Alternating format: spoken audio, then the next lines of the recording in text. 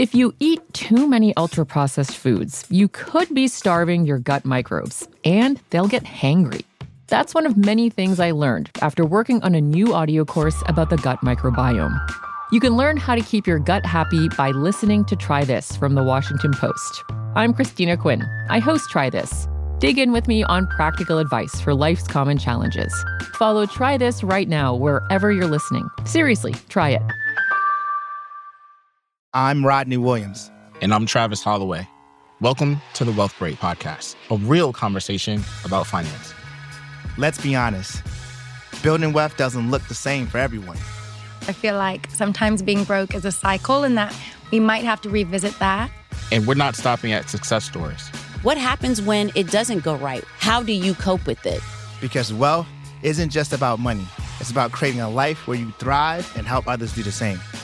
Listen to the Wealth Break Podcast on the iHeartRadio app. Check out Vizio's complete lineup of home entertainment. From stunning smart TVs to immersive soundbars, Vizio has you covered. Experience entertainment like never before with hundreds of built-in apps, including Watch Free Plus for free live and on-demand TV, all ready to go right out of the box. You can even stream your favorite music, radio, and podcasts with the iHeartRadio app, available on every Vizio smart TV. Transform your entertainment with incredible picture quality and next-level audio. Visit Vizio.com today. It's KFI AM 640, and you're listening to The Conway Show on demand on the iHeartRadio app. Doug McIntyre in for Tim Conway Jr. until 7. Mo Kelly will be in right after us. As always, Timmy will be back after the holidays. And later on this hour, the drunken turkey story. I will tell it in its entirety and all the gruesomeness that was a Thanksgiving from many moons ago in my personal life. I used to tell this story every Thanksgiving. I worked when I was over at KBC many moons ago. And folks who were kind enough to note that I was filling in over here for Timmy said, oh, come on, it's Thanksgiving weekend. You might as well. All right, okay. So I'm going to tell the story no matter how embarrassing it is. And we got all kinds of other stuff to get you through this hour as well. And I wanted to start with this story. I saw this actually on KTLA. That there's a 55-story Bank of America Plaza building in downtown Los Angeles that 10 years ago was appraised at $605 million. And now it is valued, according to Bloomberg, at $188.9 million, which means that the building has somehow lost 2/3 of its value in 10 years. And what's odd about this, it's not like it's totally empty. It's 80%, 79% of it is leased, at least as of July when the numbers were crunched. So I thought, well, why would a building, a prominent building like that, shed so much of its value? And is this related to the overall downward trend of office space post-COVID? And now that so many people are telecommuting, working remotely, et cetera, et cetera. And when I have a real estate question, the guy I turn to is the guy who hosts his very own show. He's a real estate attorney. You can hear him on Talk Radio 1. And it's a pleasure to welcome back Stephen Sperier. Stephen, how are you? I am well, Doug. Good evening, and thanks for having me on. Well, I appreciate it. So, I've seen the Bank of America building in downtown L.A. It's hard to miss. It's 55 stories tall. 80% occupancy is not terrible. So, you know, why would a building like that lose so much of its value? It comes down to the rent, because commercial property, industrial property, rental property, and specifically here, office property, is worth what it can be rented for. So when you buy a house, you love how the kitchen looks, you want the curb appeal, the number of bedrooms and so forth, but you're just living in it. But when you buy a property as an investment, which is how this is being evaluated, it depends on what money it can generate. You're buying a money-making machine, and if the machine makes less money because the rent is lower, then the machine is worth less. You just can't get as much for it. And is this an LA phenomenon, or is this happening everywhere? This is happening everywhere, particularly in top flight buildings. Building like that Bank of America building, the luxury space, the high line space where they have sweeping atriums and spiral staircases, and everything is paved in gold. This is the place where the largest rent drops have been seen, and you're going to see more. A lot of entities that are doing businesses and renting space as tenants are just waiting for an expiration of the lease so they can say, we no longer need 20,000 feet. We think we can do better with 6,000 feet. And then to get that space rented, the landlord has to offer it to other office tenants for less. That's why the building can be 80% full and still now probably represents a drop in rent of 2/3. Now, this phenomenon was accelerated because of COVID. And we did the story yesterday that Elon Musk, who, of course, President Trump has tasked with, once the administration is sworn in, with tightening the budgets and finding places to slash. And he's saying he's ordering federal workers back into the office. And it literally is saying that the ones who don't want to will be the ones on the termination list. But the companies that have been pushing to bring people back into their brick and mortar locations are having a hard time retaining their employees. There are people they just got acclimated to telecommuting and they don't want to go back to work. Supply and demand is to business and economics what the law of gravity is to physics. It's immutable. So right now, while you have extremely low unemployment, you have the employees playing the music while the employers dance. And if that reverses, if you see a higher unemployment figure, then you'll see employees saying, well, I guess I better come into the office. I better do what the boss wants me to. Right now, we know I could tell you bunches of stories about people who are offered six-figure jobs, and they say, yeah, it's okay with me if I can work from home 3 days a week or 2 days a week. And the employer has to say yes or maybe not have them.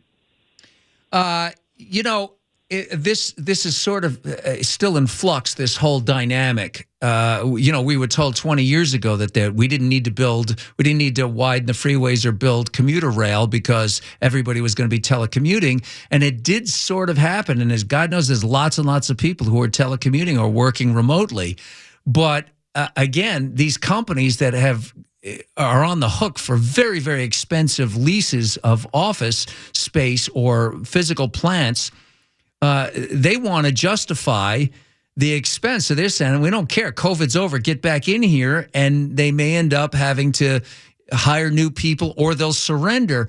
And I wonder if ultimately the remote working dynamic wins out in mass, that just becomes the new norm and widely so, even more so than during COVID.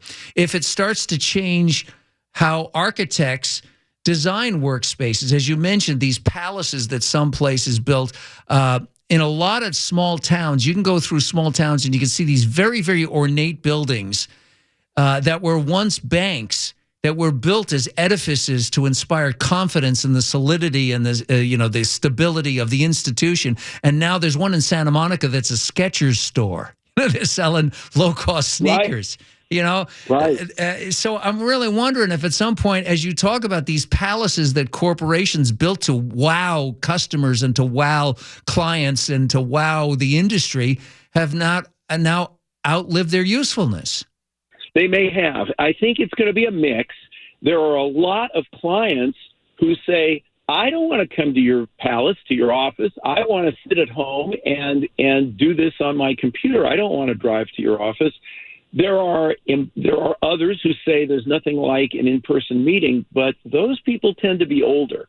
So I think over the next 5 to 10 years, as the 20-year-olds become 30 and as the 70-year-olds perhaps retire, I think you're going to see more of this remote work. Employers have conflicting interests because they want to have people in the office for the interaction and for the activity and the exchange of ideas, and yet if people are working at home, they don't have to provide coffee or food or foosball. They can have smaller phone systems. They don't have to have a receptionist. They don't have to have as much space, as much office furniture. And so there's a push-pull. But I think over time, we're going to see leaning toward more remote work. There'll still be offices for some architects, for example, and others who really get something from standing physically in the same room with one another. But a lot of places are going to find that there just isn't much call for it from either the bosses or the clients. Stephen, what happens to all these big buildings? They're going to have to be repurposed. So we're already seeing some, like you said, the Skechers building, we're selling shoes in what was an office. We're seeing buildings being repurposed to be apartments and living spaces, to being restaurants. We're seeing all sorts of things, but that's incredibly expensive. So what happens when this Bank of America Plaza, for example, drops to $180 million, somebody might buy it for that and say, I think at that I can put in $100 million to remodel it and repurpose it and replumb it and re-electrify it and change all the systems. And now maybe I've got a hotel, or I've got condominiums, or I've got an apartment building. Yeah, well, this could be one of the solutions to the housing shortage, certainly in this market. Stephen Sperier, as always, thanks so much. You can hear Stephen's show on talkradio1.com, and it's always informative. Thanks so much. Have a great Thanksgiving. Happy Thanksgiving, Doug. Thank you. You're listening to Tim Conway Jr. On Demand from KFI AM 640. Coming up after the bottom of the hour news, the Drunken Turkey story. You don't want to miss that. 7 o'clock, Mo Kelly. And the 14th annual KFI Pastathon is here. Chef Bruno's charity, Katarina's Club, provides more than 25,000 meals every week to kids in need in Southern California. Your generosity is what makes this happen, and there are a bunch of ways that you can help. Donate or bid on exclusive KFI auction items now at KFIAM640.com/pastathon. You can bid until 9:45 p.m. on Tuesday. And shop at any Smart & Final store, and you can donate any amount at checkout. Go to any Wendy's restaurant in Southern California and donate $5 or more, and you'll get a coupon book worth $15 worth of Wendy's swag. And you can also join KFI on Giving Tuesday at the Anaheim White House, where KFI will be broadcasting all day long from 5 a.m. till 10 p.m., a Bill Handel sighting. Come and see everybody and donate on site. Drop off your pasta and sauce donations. 100% of your donations go to Katarina's Club. Thank you for your support. And all the details are at KFIAM640.com/pastathon. So the New York Times has finally started to ask a question. Why did so many Latinos in California vote for Donald Trump? And they are discovering what, of course, listeners to KFI have known for decades, because we've talked about this issue for decades, and they didn't pay attention. By the way, the LA Times hasn't learned this yet. The New York Times has got it. In Fresno, California, Democrats had assumed that Trump's threat of mass deportations would, of course, have everybody voting for Kamala Harris. But as it turns out, that was not the case. In Fresno, where residents are more moderate politically than those on the coast, no party has a lock on the electorate. And for the first time in 20 years, Fresno County, which includes the city of Fresno and outlying areas, supported a Republican for president. Latino voters expressed frustration after waiting decades for Democrats to pass comprehensive immigration reform, such as a pathway to legal status. So they say, well, we're not getting anything. And the other thing that shows up again and again and again with interviews is resentment from people who entered this country previously, whether legally or illegally, that the people who came in the post-COVID years got all this stuff for free. They got housing vouchers and food vouchers, and they got all kinds of stuff. They say, wait a second, we didn't get any of that stuff. So that's part of the equation. But what also has factored into this that no one wants to reconcile is, as we've been saying for a very long time, that the Latino community is not a monolith any more than the African-American community or white people are a monolith when it comes to politics and on these particular issues. And specifically with illegal immigration, because we've said it 1,000 times, Cesar Chavez himself was opposed to illegal immigration on a very simple premise, that a rising tide lifts all boats and a receding tide lowers all boats.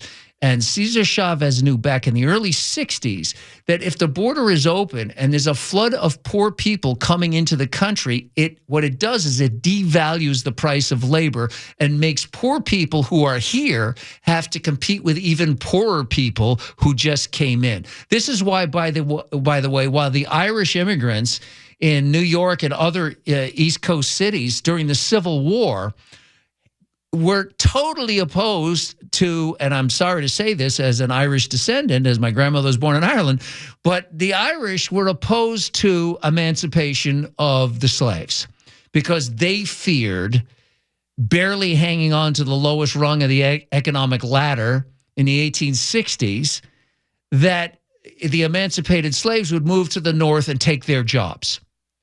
And there were some really, really ugly race riots, the New York City draft riots in the 1860s. In fact, Lincoln had to pull troops from Gettysburg and race them back to New York City to quell the draft riots in the 1860s.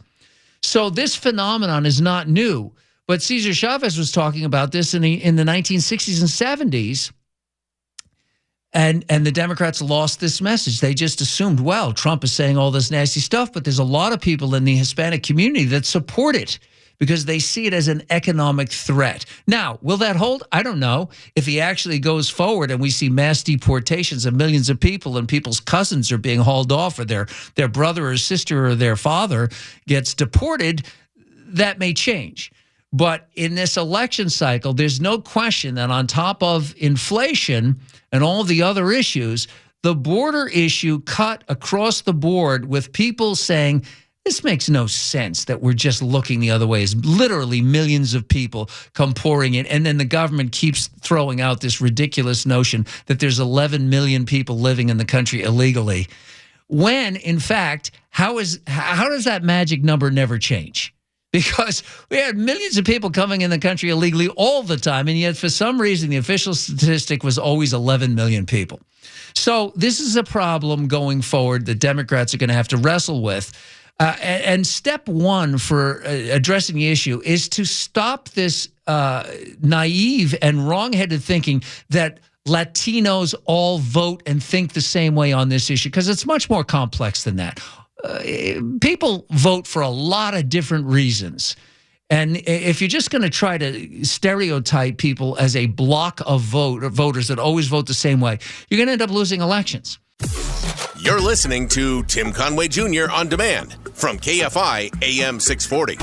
We all know that feeling. You finally manage to get away on vacation and the worrying starts. Will that bogus "beware of dogs" sign keep your home safe? What about that fake camera you set up? And will someone finally find your old hide and key rock? That's where ADT comes in. All that stuff, it's safe-ish. It seems fine when you don't really think about it, but you know it truly doesn't work. Instead, ADT provides security solutions that keep you actually safe, giving you real peace of mind. Because vacation is supposed to be, relaxing. Don't settle for safe-ish. Visit ADT.com today to learn more.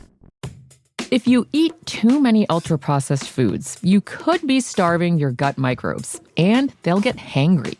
That's one of many things I learned after working on a new audio course about the gut microbiome.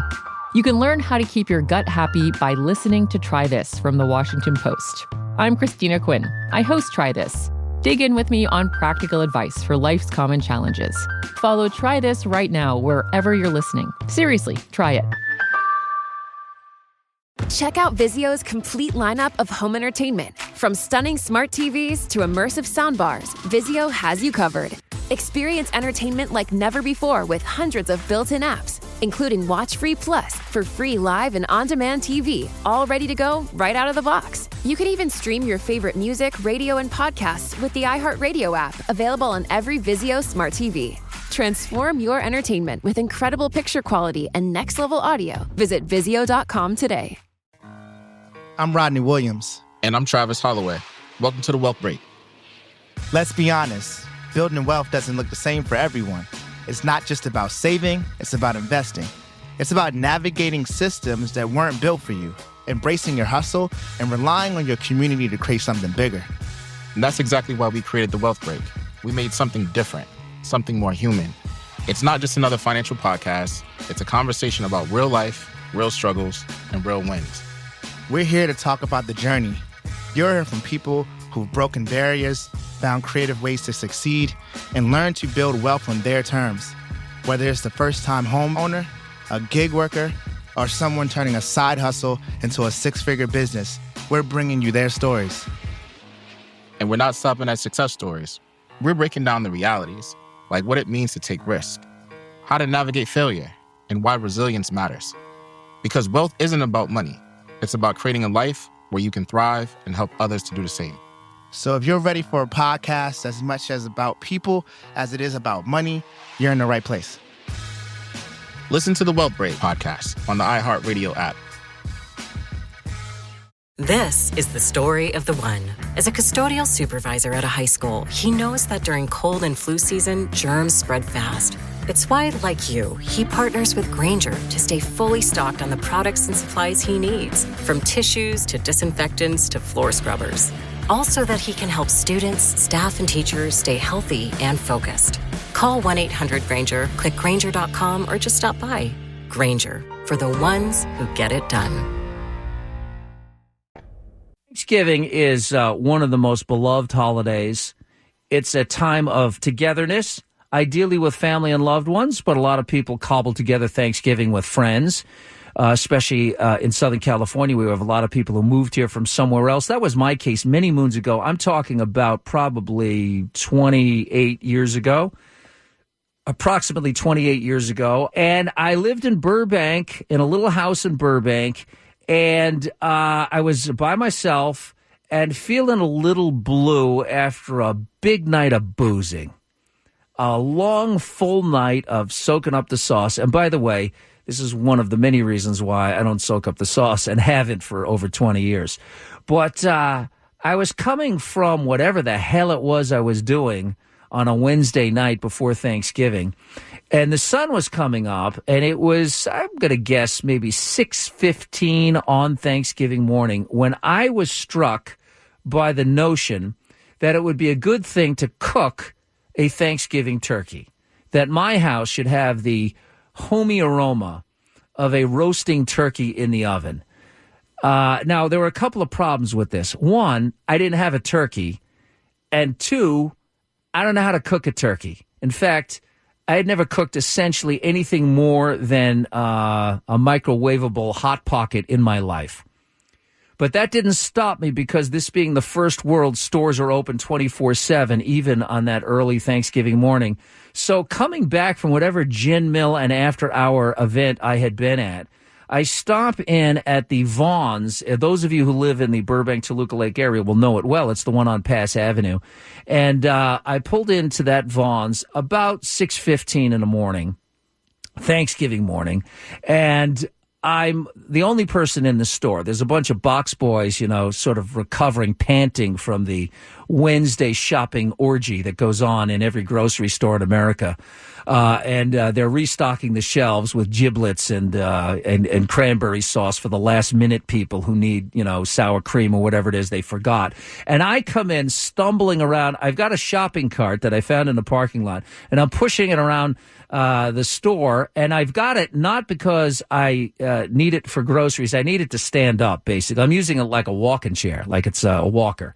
And I get down to the meat department, where there is still a selection of turkeys. But again, if you buy a turkey on Thanksgiving morning, they've been picked pretty clean.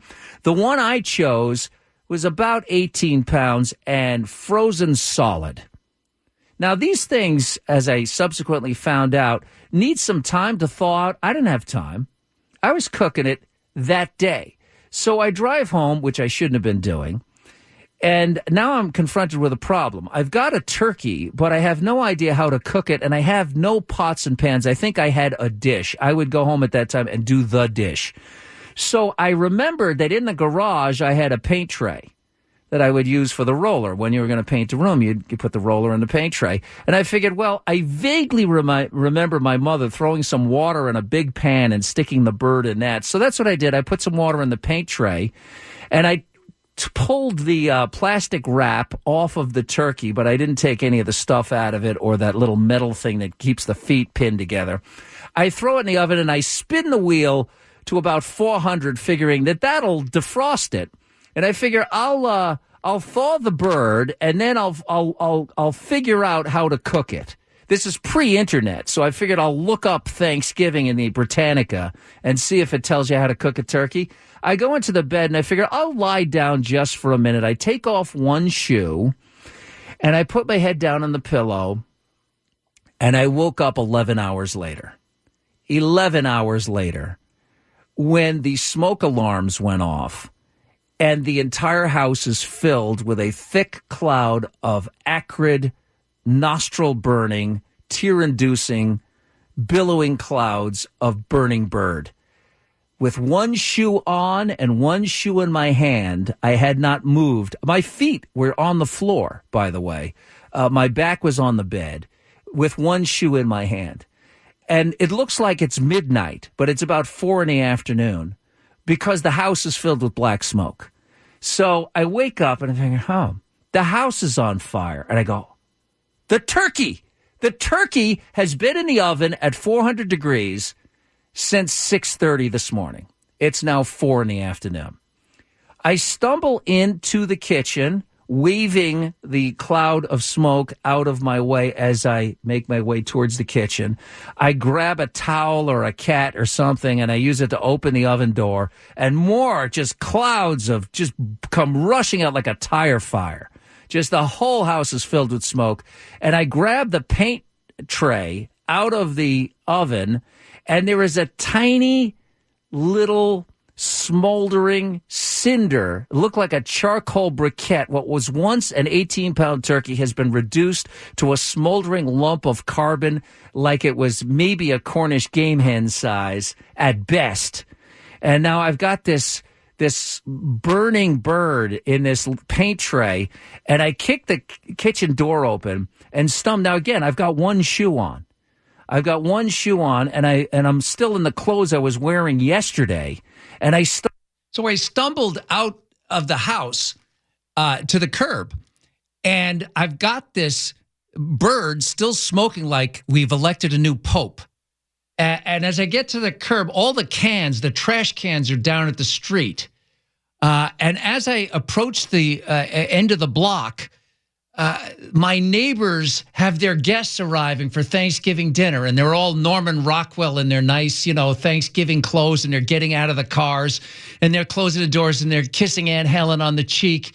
And out comes the neighbor with one shoe on, one shoe off, stumbling towards the garbage can with a burning lump of bird in a paint tray.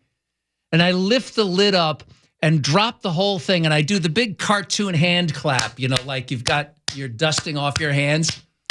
And then I turn to my audience and say, Happy Thanksgiving, and walk back in it. Because the thing is, when you're totally busted, that you're living this debauched life, the only thing you can do is just soldier through it. You got to power right through it to the end. And that's what I did. I go back in the house and close the door, and went right back to bed and woke up the next day. And that, my friends, is the reason why, A, no more booze, and B, no more cooking. Not of turkeys, not of anything other than maybe a Hot Pocket occasionally. Oh, there are some Thanksgivings that are more memorable than others, and that's one that I have endeavored to forget over many, many moons. You're listening to Tim Conway Jr. On Demand from KFI AM 640. We all know that feeling. You finally manage to get away on vacation and the worrying starts. Will that bogus "Beware of Dogs" sign keep your home safe? What about that fake camera you set up? And will someone finally find your old hide and key rock? That's where ADT comes in. All that stuff, it's safe-ish. It seems fine when you don't really think about it, but you know it truly doesn't work. Instead, ADT provides security solutions that keep you actually safe, giving you real peace of mind. Because vacation is supposed to be, relaxing. Don't settle for safe-ish. Visit ADT.com today to learn more. If you eat too many ultra-processed foods, you could be starving your gut microbes, and they'll get hangry. That's one of many things I learned after working on a new audio course about the gut microbiome. You can learn how to keep your gut happy by listening to Try This from the Washington Post. I'm Christina Quinn. I host Try This. Dig in with me on practical advice for life's common challenges. Follow Try This right now wherever you're listening. Seriously, try it. Check out Vizio's complete lineup of home entertainment. From stunning smart TVs to immersive soundbars, Vizio has you covered. Experience entertainment like never before with hundreds of built-in apps, including Watch Free Plus for free live and on-demand TV, all ready to go right out of the box. You can even stream your favorite music, radio, and podcasts with the iHeartRadio app, available on every Vizio smart TV. Transform your entertainment with incredible picture quality and next-level audio. Visit Vizio.com today. I'm Rodney Williams. And I'm Travis Holloway. Welcome to the Wealth Break. Let's be honest, building wealth doesn't look the same for everyone. It's not just about saving, it's about investing. It's about navigating systems that weren't built for you, embracing your hustle, and relying on your community to create something bigger. And that's exactly why we created the Wealth Break. We made something different, something more human. It's not just another financial podcast. It's a conversation about real life, real struggles, and real wins. We're here to talk about the journey. You'll hear from people who've broken barriers, found creative ways to succeed, and learned to build wealth on their terms. Whether it's the first-time homeowner, a gig worker, or someone turning a side hustle into a six-figure business, we're bringing you their stories. And we're not stopping at success stories. We're breaking down the realities, like what it means to take risk, how to navigate failure, and why resilience matters. Because wealth isn't about money. It's about creating a life where you can thrive and help others to do the same. So if you're ready for a podcast as much as about people as it is about money, you're in the right place. Listen to the Wealth Break podcast on the iHeartRadio app. This is the story of the one. As a maintenance supervisor at a manufacturing facility, he knows keeping the line up and running is a top priority. So just like you, he chooses Grainger. Because when a drive belt gets damaged, Grainger makes it easy to find the exact specs for the replacement product he needs. And next-day delivery helps ensure he'll have everything in place and running like clockwork. Call 1-800-GRAINGER, click Grainger.com, or just stop by. Grainger, for the ones who get it done. Now, hey, my headphones are dead for some reason. I don't know what happened here. I'm not hearing anything on my headphones. It's a little unnerving. I mean, when I can't even hear the show. Anyway, ladies and gentlemen, the turkey story, which I just told, of course, spawned other people over the years telling me turkey disasters, Thanksgiving disasters. And one year I did the turkey story on the air, and I got a call from a guy. It's one of the most LA stories I ever heard. He worked at a muffler shop. And one of the guys in the muffler shop was having a hard time. He'd been divorced. He was having all kinds of problems. So Thanksgiving was coming, and they decided to throw the guy a bone, and they pitched in a couple of bucks, and they bought him a turkey. And they gave him the turkey to take home to his family. And he's walking because he had lost his driver's license because of a DUI or something. He's walking to the curb to the corner to get on a bus. And he gets caught in a gang crossfire, a drive-by shooting between gang members on both sides of the street. Bullets are pinging everywhere. He dives to the pavement. He's trying to tunnel through the sidewalk to protect himself. Rounds are ricocheting all around him. People are screaming. The cops come around. Everybody's scrambling now. So the cops come. Miraculously, this guy is not hit. But, the cops are taking witnesses. He's obviously clearly an eyewitness to this event. And they're putting all those numbers down where all the shell casings are all over the street and the sidewalk. And finally, after it seems like an hour of being questioned by the cops, they finally say, okay, you can go now. And he starts to grab for the frozen turkey that his coworkers had given him to go to catch the bus. And he said, no, you can't take the turkey. That's evidence. The turkey took 3 hits. And now it had been impounded as evidence. So you know that your luck is exhausted. That your luck is completely exhausted when your coworkers give you a turkey because of the hard times you've been having, and you get caught in a gang crossfire and they impound your turkey as evidence. Hey, Steph, does anybody know why the headphones stopped working on this thing? Because I can't hear anything out of this. Uh-oh. Did you hit a button? I don't know what happened here. But for some reason, my headphones went dead. Can you hear me, though? Anyway, so hopefully you'll be able to gather with your family with less trauma than I experienced all those years ago Or, I don't know what's going on. Is it coming out okay? Everything? Okay, well then screw it. We don't need them. Anyway, headphones are nothing. All the black stuff is starting to flake off onto my ears anyway. I come back, I look like I got leprosy. So anyway, hopefully you'll be able to have less trauma associated with your Thanksgiving feast than I had in the past, or that particular guy had at that time. By the way, the Butterball Hotline is still out there since 1981. You don't realize, had I called the Butterball talk line, helpline that they've had since 81, I probably could have avoided that whole incident with the paint tray. Of course, calling the day of Thanksgiving with a frozen turkey, they're not going to be able to help you a lot. But there are 50 volunteers that start up in November through Christmas Day. And they are holiday veterans with all kinds of levels of experience, 20 plus years of cooking big holiday meals. And they're volunteers. I don't know if they work for the Butterball company or how they recruit these people, but they man the phones and they get phone calls from people all over the country who have various cooking questions and cooking crises going on in their lives. And they're there with helpful hints on how to avoid ruining the Thanksgiving meal. Now, we know there's always pizza, right? I mean, if you wreck it, there's always pizza. And after you get over the initial disappointment, you can always choke down a couple slices of pie and you get on with your life. All right, I want to thank everybody here at KFI for letting me squat for the last 3 days for Mr. Conway, including Mr. Conway, who will be back on Monday. Richie, great job. Richie Quintero, our producer, and Steph, great job on the board. We appreciate it so much. And also Brigida D'Agostino, who did a wonderful job with the news. She'll be back on Monday as well, I guess. And right now, don't forget Mo Kelly coming up. And, of course, he's working them holidays. He'll be here until 10 o'clock tonight. And then we go into UFO land, right? Nothing wrong with that. And I'll be back at some point, I think, filling in for John next time I'm in here on one of those Mondays sometime in December. Conway Show on demand on the iHeartRadio app. Now, you can always hear us live on KFI AM 640, 4 to 7 p.m. Monday through Friday, and anytime on demand on the iHeartRadio app. If you eat too many ultra-processed foods, you could be starving your gut microbes, and they'll get hangry. That's one of many things I learned after working on a new audio course about the gut microbiome. You can learn how to keep your gut happy by listening to Try This from the Washington Post. I'm Christina Quinn. I host Try This. Dig in with me on practical advice for life's common challenges.